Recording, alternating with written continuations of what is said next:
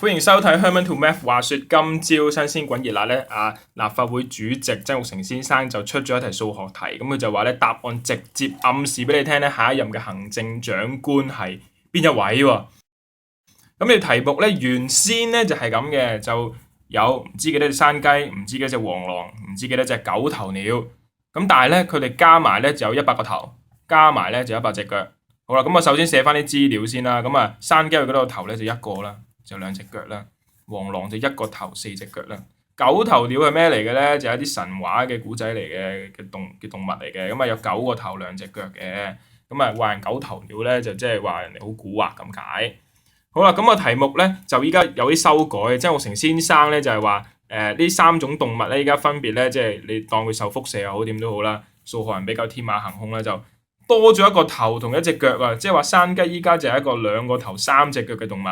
黃狼就係2個頭5隻腳嘅動物，九頭鳥咧就係10個頭3隻腳嘅動物啊！我都唔知點樣幻想。好啦，咁曾鈺成先生就問問題咯，佢就話依家咧山雞、黃狼、九頭鳥嘅總數最多係幾多隻咧？咁答案就有啲暗示喎。咁開始解題啦。咁數學人嚟講咧，好中意就將一啲唔知咩嘅嘢咧，就用未知數去代表，亦都即係話用英文字去代表。譬如咧，依家我都唔知有幾多隻山雞啊嘛，我就當我 X 隻；唔知有幾多隻黃狼啦，我就當我 Y 隻黃狼；唔知有幾多隻九頭鳥咧，就有 Z 隻黃狼。咁有咩好處咧？就係我可以用數字去表達我想計嘅嘢啊。就係話咧，我又想知道有幾多隻動物喺入面啊嘛，咁我就當咧有 N 隻動物。咁呢個 N 好明顯就等於啲咩咧？喂，有 X 隻山雞 ，Y 隻黃狼 ，Z 隻九頭鳥，咁總共有幾多隻啊？咁總共咪 X 加 Y 加 Z 咁多隻咯，就係咁。咁依家咧，我哋為咗要知道邊個行政長官，其實我哋嘅目的就係將呢個 N 最大化，佢。咁但係你發覺有啲問題嘅，你 N 最大化佢咧。X 又唔知係乜 ，Y 又唔知係乜 ，Z 又唔知係乜，我點樣最大化咧？而且有個限制喎，佢哋加埋個要100個頭，加埋有100隻腳喎，咁所以咧，我哋就要將佢哋咧用一個數學嘅表達方法咧去呈現出嚟。數學試咧就數學解決。好啦，第一樣嘢就係佢哋加埋有100個頭啊嘛 ，X 隻山雞每隻山雞2個頭，咁即係有2X 個頭咯。好啦。Y 隻黃狼每隻黃狼有2個頭，咪即係有2Y 個頭咯。Z 隻九頭鳥每隻九頭鳥咧就有10個頭，咁咪即係有10Z 個頭。好啦，加埋要等於100咯。咁如此類推，你又可以用翻呢個邏輯去計下幾多隻腳噶嘛？咁就係3X 加5Y 加3Z 咁多隻腳就又係等於100。好啦，咁呢度就未寫完嘅，有好多文憑試嘅學生亦都喺呢度失分咧，就係唔記得咗寫最後一個好重要嘅嘢。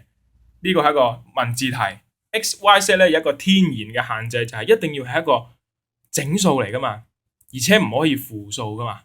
因為你唔可以同人講，譬如我半隻山雞唔得噶嘛，你而家唔係去街市買餸，亦都唔可以咧同人講我有-2隻山雞啊，唔知你噏乜。咁所以咧 X、Y、Z 咧要係一個唔可以負數嘅整數啦。好啦，咁你望住呢度藍色嘅4行就係我之後要解決嘅嘢啦。用數學表達現實生活嘅思維最好嘅就係呢度咯。表達完之後，我可以唔使睇上面嗰啲 situation 噶啦，我就咁睇我藍色呢度寫啲乜就得。好啦，咁如果我要最大化 X、Y、Z 佢哋嘅相加，咁其實我啱啱講過啦，太多未知數，所以我首要任務就係咧減少佢啲未知數先。咁我就可以用下面2條式去做嘅。首先我當第一條式做1式，第二條式做2式，咁我方便咧去稱呼佢哋。好啦，咁然後我要做啲咩咧？就係試下咧，將呢2條式做一啲運算，令到佢可以少一啲未知數。好啦，第一條式就係呢個啊嘛。好啦，咁淨係望住呢度先啦。好啦，首先咧，我會將佢全式就除以2嘅，因為佢哋全部都係雙數，咁就變咗 X 加 Y 加5個 Z 等於50。咁我再將佢咧調項啦，減咗佢過嚟啦，咁所以咧 X 咧就係50減 Y 減5個 Z。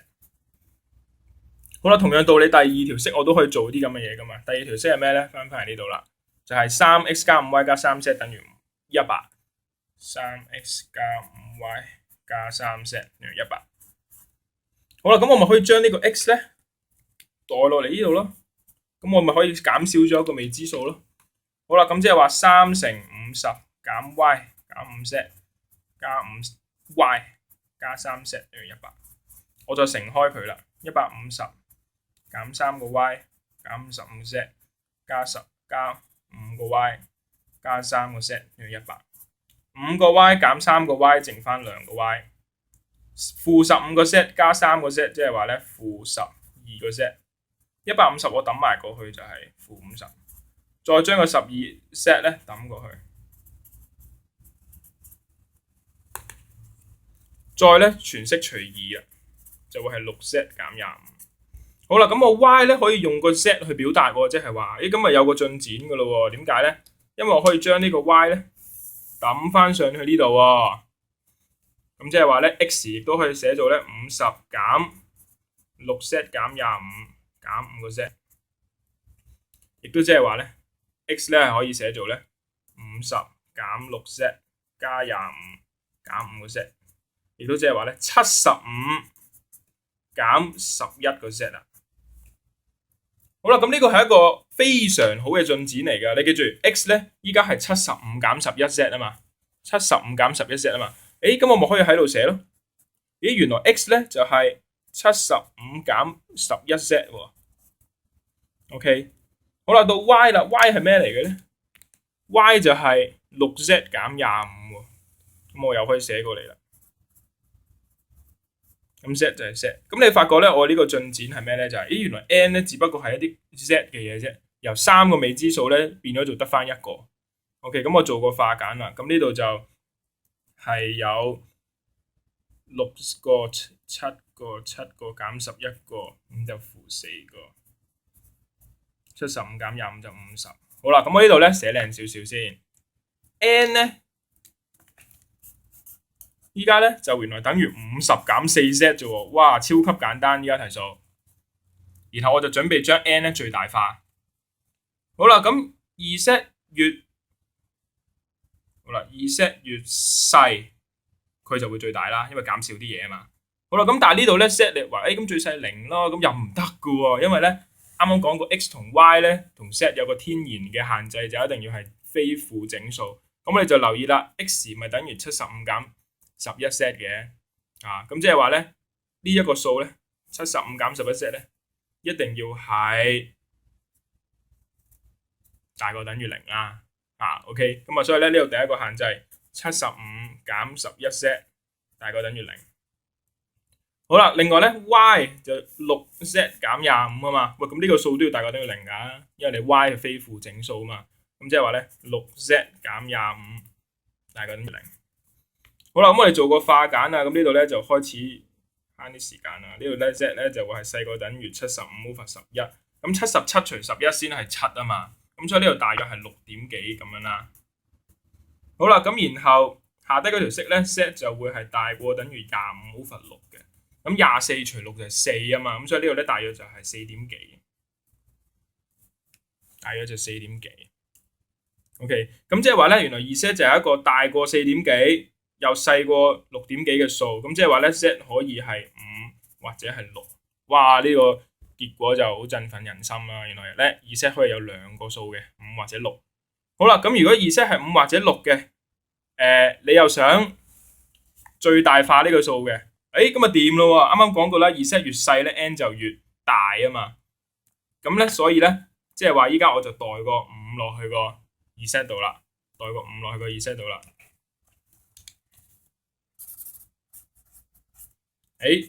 答案嚟啦，50減4 5中20。答案就係30啦。原來呢個地方咧最多咧就有30隻嘅動物。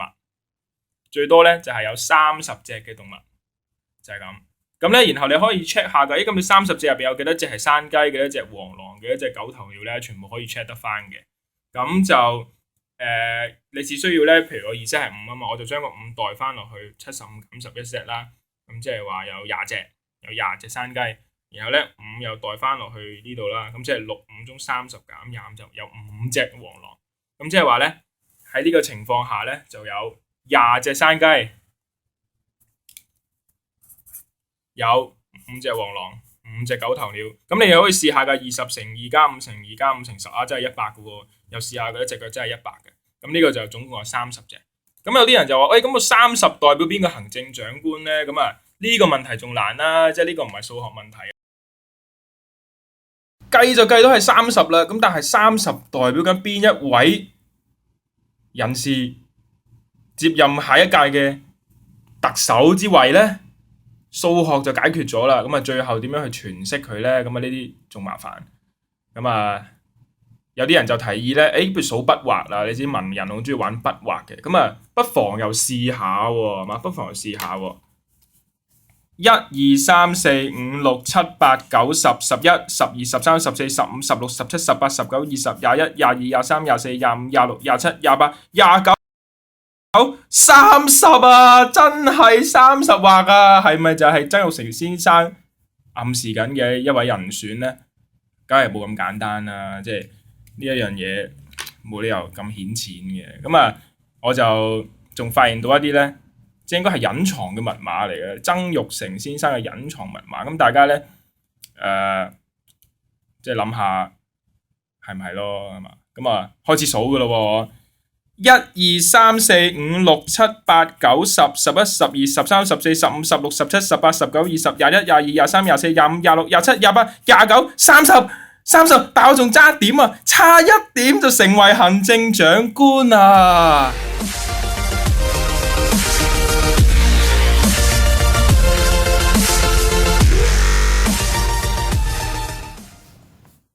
！1、2、3、4、5、6、7、8、9、10、11、12、13、14、15、16、17、18、19、20、21、22、23、24、25、26、27、28、29、30。